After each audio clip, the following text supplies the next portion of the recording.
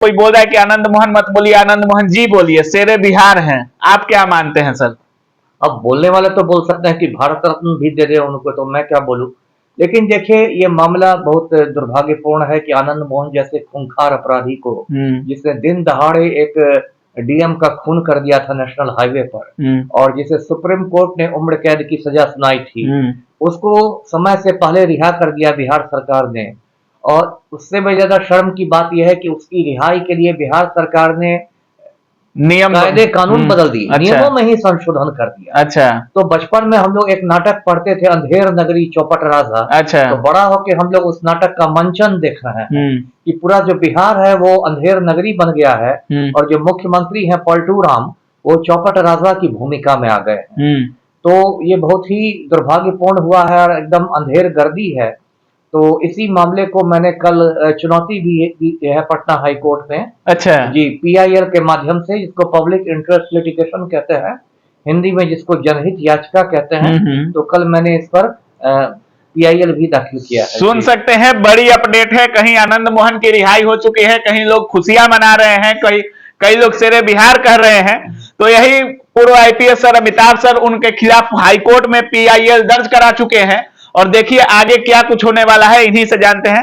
Sir, आपने PIL उनके खिलाफ क्यों दर्ज कराया? तो सरकार उनके साथ है, कानून उनको मान रहा है कि नहीं निर्दोष है, तो आपने पीआईएल क्यों दर्ज किया सर? पहली बात कि कानून ने निर्दोष नहीं माना है। सुप्रीम कोर्ट ने आनंद मोहन को उम्र कैद की सजा सुनाई, और उसके पहले निचली अदालत ने तो उसको मौत की सजा सुनाई थी, फांसी पर लटकाने के लिए कहा। अच्छा। बाद में हाई कोर्ट और सुप्रीम कोर्ट ने उम्र कैद की सजा बरकरार रखी। तो निर्दोष तो वो किसी भी तरह से नहीं, सजा याफ्ता है। और उसको समय से पहले छोड़ा गया है राजनीतिक कारणों से, क्योंकि जो मुख्यमंत्री हैं हमारे पलटू राम, उनको राजपूत वोट बैंक में सेंधमारी करनी है। अच्छा। और 12 महीने बाद आप जानते हैं लोकसभा चुनाव है, और बिहार से लोकसभा की 40 सीटें हैं। तो पलटू राम ज्यादा से ज्यादा सीटें जीतना चाहते हैं, और उनमें उनको ये लगता है कि आनंद मोहन की कुछ पकड़ है राजपूत मतदाताओं पर। अच्छा। तो राजपूत वोट बैंक में सेंधमारी के लिए पलटू राम ने एक खूनी को समय से पहले छोड़ दिया, और इसके लिए बिहार सरकार के नियम बदल दिए। तो क्या सर राजपूत लोग एक खूनी को अपना नेता मानते हैं अभी भी?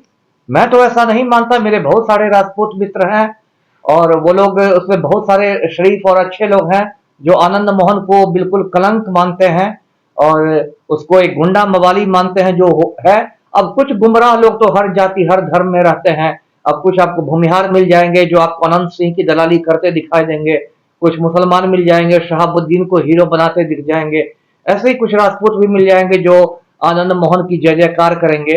हर जाति में हर धर्म में कुछ गुमराह लोग रहते हैं, लेकिन ज्यादातर लोग जो राजपूत हैं, मेरे भी बहुत दोस्त हैं, वो आनंद मोहन को कहते हैं कि एक खूनी है, माफिया डॉन है, और वो इसको कोई अच्छा आदमी नहीं मानते। जी अच्छा सर, उनके साथ साथ 27 लोगों की भी रिहाई की गई। तो क्या कुछ लोग कह रहे हैं कि आनंद मोहन के कारण उनको रिहाई किया गया, और कुछ लोग ये कह रहे हैं कि उनके आड़ में आनंद मोहन को रिहा किया गया। आप क्या मान रहे हैं सर? नहीं, देखिए, सजा में छूट जो होती है, जिसको सरकारी हिंदी में परिहार कहते हैं, तो परिहार एक न्यायिक प्रक्रिया है। अच्छा। और उसमें कोई बुराई नहीं है। आनंद मोहन को मिलाकर 27 लोगों को छोड़ा गया है, और लेकिन मेरा ये मानना है कि उन लोगों को इसलिए छोड़ा गया जिससे सरकार की आलोचना होने लगी थी कि आनंद मोहन को सिर्फ छोड़ा जा रहा है। तो उस आलोचना को रोकने के लिए, छिपाने के लिए उसमें और 26 लोग जोड़ दिए गए। अच्छा। और सरकार में इतना जोश था आनंद मोहन को छोड़ने के लिए, अच्छा, कि उसमें ऐसे कैदी को भी छोड़ दिया गया 27 लोगों में जो 6 महीने पहले दिवंगत हो चुका है। अच्छा। वो जो कैदियों की मतलब जो लोग मर चुके हैं उनको भी छोड़ा गया है। वही आप समझ गए। जो कैदियों की सूची है, 15वें नंबर पर जो कैदी है उसका नाम है पतिराम राय। अच्छा। ये जो कैदी है पतिराम राय, ये बक्सर जेल में बंद था, और 93 साल की उम्र में 6 महीने पहले दिवंगत हो चुका है, गुजर चुका है। लेकिन जो पलटू राम का सुशासन है, उसमें एक मरणोपरांत रिहा कर दिया गया है कैदी को। बताइए, पूरे बिहार का मजाक बन गया हिंदुस्तान में। इन लोगों ने सरकार का प्रशासन का कचरा कर दिया है। अच्छा। एक तो माफिया डॉन को रिहा करते हैं, साथ साथ एक मृतक कैदी को भी रिहा कर देते हैं। अब क्या बच गया इस राज्य में, बताइए। काफी सोचने पर मजबूर करने वाली है सर की बातें। आनंद मोहन के साथ 26 लोगों को और जोड़ा गया। यहाँ तक कि मृतक को भी रिहा किया गया है। क्या कुछ चल रहा है, कुछ समझ में आ नहीं रहा है। अच्छा सर, जो PIL दर्ज किए हैं उसमें आगे की कार्रवाई कब तक होना है सर? देखिए, मैंने जो PIL दर्ज किया है वो मेरी वकील है मैडम अलका वर्मा, उन्होंने कल फाइल किया है। मैं तो उसमें पिटिशनर हूँ। और जो मेरी सूचना है उसमें 2-3 लोगों ने और पटना हाई कोर्ट में PIL फाइल किया इसी मुद्दे पर। तो होगा ये कि जो भी सुनवाई होगी उसमें माननीय हाईकोर्ट जो है वो सभी PIL को एक साथ मिला देगा और एक साथ ही उसकी सुनवाई होगी, क्योंकि मुद्दा एक है। अच्छा। दूसरी बात, महत्वपूर्ण बात मैं ये दर्शकों को बताना चाहता हूँ कि इसी मुद्दे पर जो शहीद कृष्णैया की पत्नी है श्रीमती उमा कृष्णैया, जो हैदराबाद में रहती है, उनसे भी हम लोगों ने संपर्क किया है और वो भी इस मुद्दे पर सीधे सुप्रीम कोर्ट जा रही हैं। अच्छा। आनंद मोहन की रिहाई को चुनौती देने के लिए। मतलब जिनका सजा काट रहे थे उनकी पत्नी? जी जी, जो शहीद कृष्णैया थे, जो गोपालगंज के DM थे, जिनका खून किया था आनंद मोहन ने, तो शहीद कृष्णैया की जो पत्नी है उमा कृष्णैया, वो अभी हैदराबाद में रहती हैं। वो और उनकी बेटी है पद्मा, ये लोग भी सुप्रीम कोर्ट जा रही हैं सीधे आनंद मोहन की रिहाई को चुनौती देने के लिए। तो पूरी संभावना ये है कि सुप्रीम कोर्ट और पटना हाई कोर्ट आनंद मोहन की रिहाई को रद्द कर देगा और आनंद मोहन दोबारा जेल में चक्की पीसेगा। अच्छा सर, अभी आनंद मोहन की रिहाई हो रही है और इसमें आप PIL दर्ज कर चुके हैं हाई कोर्ट में। तो सर, आपने कभी नीतीश कुमार से या तेजस्वी यादव से इस बारे में मुलाकात करना चाहा? क्योंकि सर आप एक बड़े अधिकारी रहे हैं और आपसे तो लोग आसानी से हमको लगता है कि मिल भी सकते हैं। तो आपने कभी कोशिश किया कि नहीं सर? नहीं, मैंने कोई कोशिश नहीं किया और ना ही कोशिश करूंगा। अब नीतीश कुमार और तेजस्वी में से मैं क्यों मिलने जाऊंगा? एक कहावत है ना कि आप सोए को जगा सकते हैं लेकिन जगे हुए को नहीं जगा सकते। अच्छा। तो ये लोग तो सारी बातें समझ रहे हैं कि आनंद मोहन खूनी है, इसके बावजूद उसको छोड़ रहे हैं क्योंकि राजपूत वोट बैंक पर इनकी नजर है।